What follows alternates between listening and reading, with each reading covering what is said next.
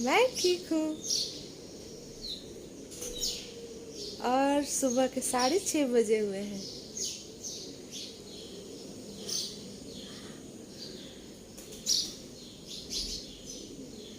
और मैं यहाँ अपने पौधों के पास खड़ी हूँ। आ रही है चिड़ियों की आवाज। बड़ा अच्छा लगता है यहाँ खड़े होकर चिड़ियों की आवाज सुनना। तो चलिए करते हैं शुरुआत फिर से एक नए दिन की, मेरे साथ, मेरे छोटे छोटे मोमेंट्स के साथ जो मैं करूंगी शेयर आपके साथ। बने रहिएगा मेरे साथ।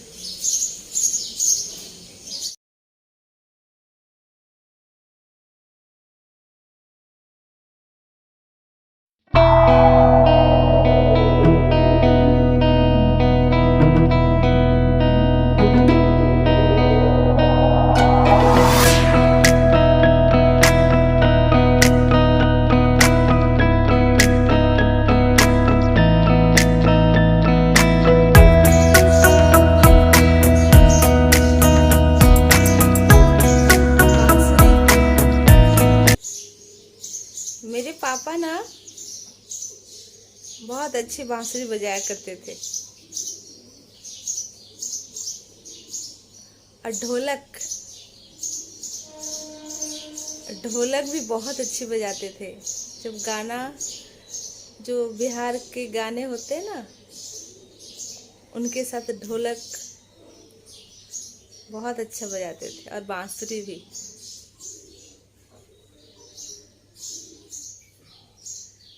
और ये मेरे भाई मुझे दिया है।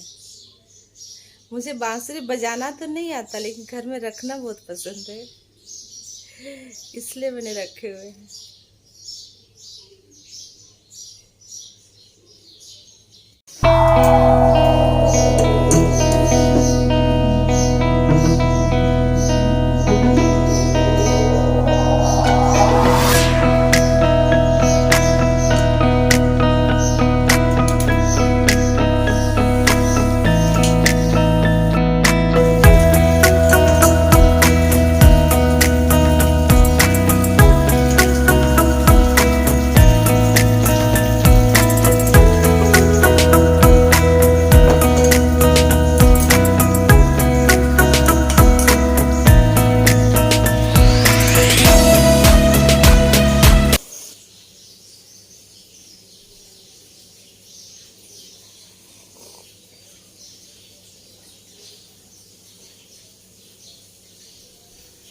बचपन में ना, जब मैं गांव में होती थी अपने दादा दादी के साथ में, तो गांव में लोग सब्जियां खरीदते नहीं है। वो कुमड़ा, लौकी, तुरई, करेला, ये सब वो लगाते हैं और फिर वही खाते हैं। कभी कभी बाहर से खरीद लिया तो अलग बात है। तो जब मैं वहां जाती थी ना, तो लौकी लगाना हो या तुरई लगाना या कुमड़ा लगाना या कोई भी मतलब सब्जी लगाना, उसकी बीज होती है ना, तो दादी मुझे बुलाती थी, तुम लगाओ। तुम लगाती हो ना तो बहुत, मतलब बहुत फलता है। तो मैं लगाती थी वहाँ पे। और सचमुच जब लौकी फलती थी ना, हमारा बड़ा सा घर था और बड़ी सी छत थी। तो क्या करते थे ना कि लौकी की जब बेल होती थी ना, उसकी लताएं, तो उसको ना रस्सी से बांध के छत पे चढ़ाते थे और फिर वो छत पे फैल जाती थी। और फिर मैं सुबह सुबह जाती थी और तोड़ के भी मैं ही लाती थी। क्या लग, और ओस उनके ऊपर ओस पड़ी रहती थी, उनके अंदर अंदर में ना इतनी लंबी लंबी लौकी फली होती थी। बहुत अच्छा लगता था वो बचपन के दिन, सच्ची। खुला छत, खुला आसमान,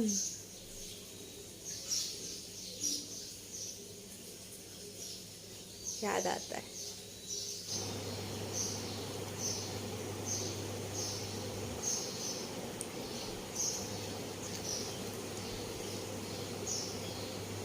मेरा गांव मतलब मेरे पापा का गांव तो मेरा ही हुआ ना। तो बिहार के गोपालगंज डिस्ट्रिक्ट में है। गांव का नाम है रतन सराय। कितना प्यारा लगता है सच्ची। अभी भी जाती हूँ मैं। भाई ने अच्छा सा बनाया है घर वहाँ पे, और हम जाते हैं वहाँ पे। 15-20 दिन रहते हैं, फिर आ जाते हैं।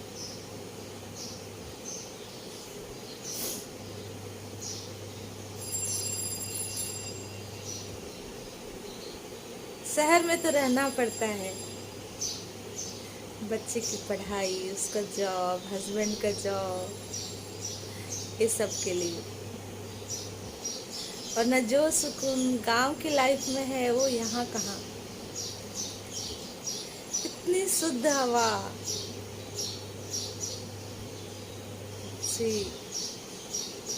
और जो हमारा घर अब खेतों के बीच में है, आगे पीछे चारों तरफ बड़े बड़े खेत हैं, जो उसमें फसल लगते हैं ना, गेहूँ, मक्का, वो सब लगते हैं, और उसके बीच में हमारा घर है। तो ना मैं कभी बिहार जाऊंगी ना तो ज़रूर शेयर करूंगी वहाँ के सारे घर कैसा है, आसपास कैसा है। बेटे की पढ़ाई थी पहले, अब जॉब है तो मैं ज़्यादा नहीं जा पाती, लेकिन बेटे की शादी हो जाएगी ना तो मैं ज़रूर वहाँ पे टाइम स्पेंड करूँगी जा कर के।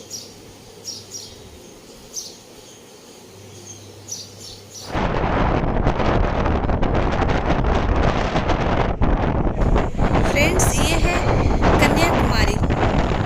मेरे हस्बैंड फ़िलहाल वहीं पे हैं अभी, तो उन्होंने ये क्लिपिंग्स मुझे भेजे हैं, सेंड किए हैं। और लास्ट तक बने रहना, मैं बताऊँगी कि मैं क्यों नहीं गई कन्याकुमारी।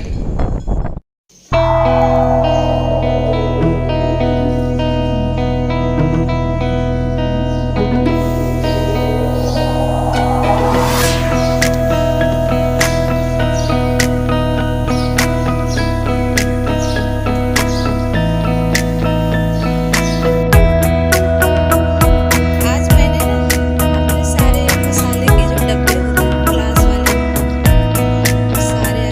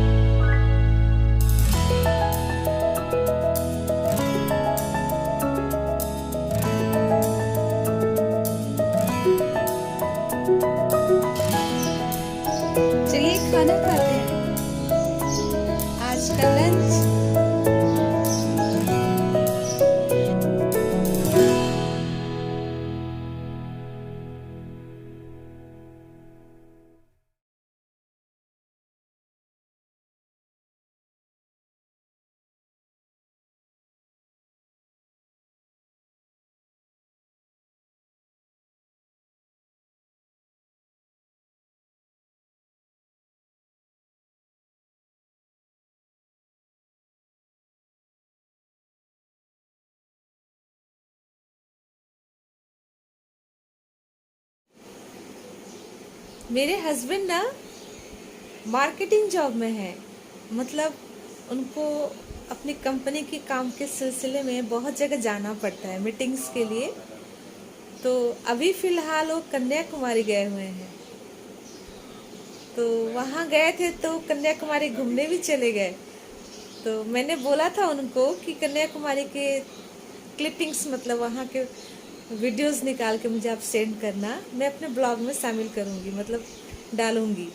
तो उन्होंने मुझे सेंड किए हैं वहाँ के छोटे छोटे क्लिप्स, तो मैं यहाँ पे ऐड कर रही हूँ। तो आप सब भी इंजॉय करो कन्याकुमारी। ये सामने मेरे हस्बैंड बैठे हुए हैं। सचमुच कितना खूबसूरत है, पूरा blue water.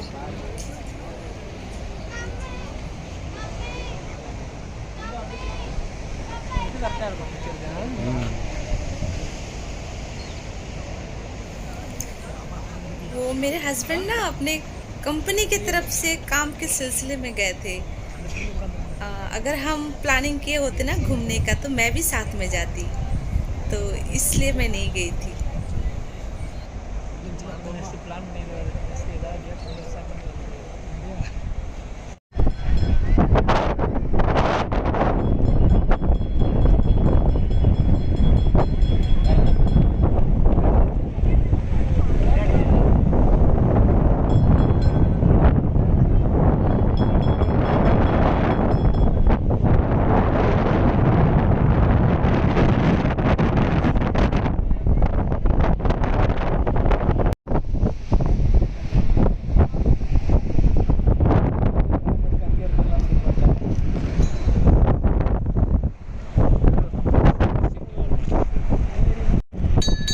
Kanyakumari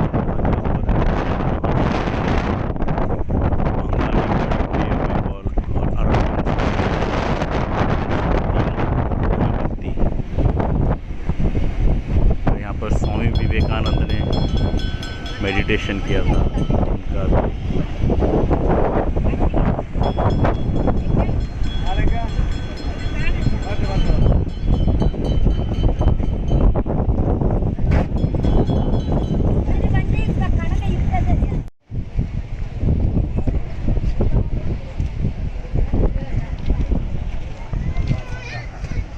Kanyakumari, extreme south of India,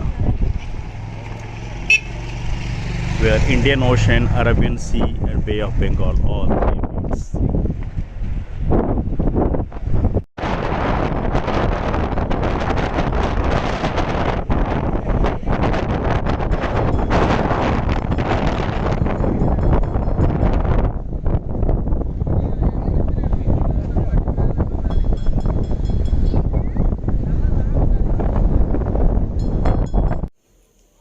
रात के 10:30 होने वाले हैं और मैं चली सोने। Good night, bye bye. मिलते हैं फिर से एक न्यू ब्लॉग में।